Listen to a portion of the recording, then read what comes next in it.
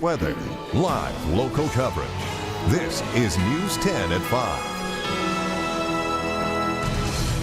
If it's voting day for you, you have just shy of 3 hours to get to the polls to cast your ballot. Your city council, mayor, or millages, those are all on the ballot in Decision 2023. Good evening, I'm Ann Emmerich. And I'm David Andrews. If you voted absentee and haven't turned in your ballot yet, you have until 8 o'clock to get it to a designated drop box or to your local clerk's office. And if you didn't vote absentee, you also have until 8 to get to the polls. News 10's Deanna Giles is live at the Schmidt Community Center in Lansing with a look at how voter turnout is going so far.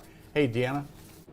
Yes, I am currently here at the Schmidt Community Center, and people have been trickling in throughout the day. But it's not just here in Lansing. Jackson, East Lansing, Charlotte are just a few of the other cities that are also holding their elections today. And typically those smaller elections like city council usually don't see a huge turnout. Now Jackson, East Lansing, and Lansing all have seats for city council.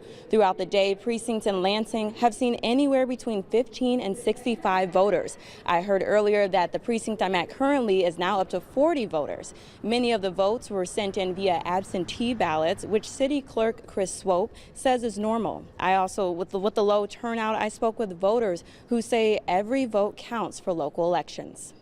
Things like city council, things are getting done at a much more local level. So when you have things, locally that you think you want fixed, like housing, things like that, the government on a grand scale can only fix so much. So voting locally really helps more the people who actually live here. You find the top office on a ballot tends to be what drives turnout. So, in a presidential year, that presidential office is what drives it. In a gubernatorial year, that drives it.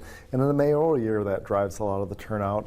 When it's city council and just half the city council, we just don't see quite the interest. Now, as a reminder, you do need to bring your driver's license or any other government ID to vote.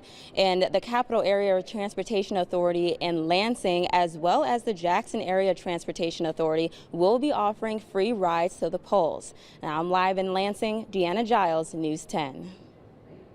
All right, Deanna, thank you. Lansing voters aren't alone in deciding key races tonight. Voters in both Charlotte and Jackson are deciding who will serve as mayor. In Jackson, it's a rematch between Mayor Daniel Mahoney and challenger John Wilson. Both candidates tell News 10 they are passionate about improving public safety and making housing more affordable. In Eaton County, Charlotte voters casting ballots for mayor must decide between City Councilman Brandon Dyer and opponent Tim Lewis.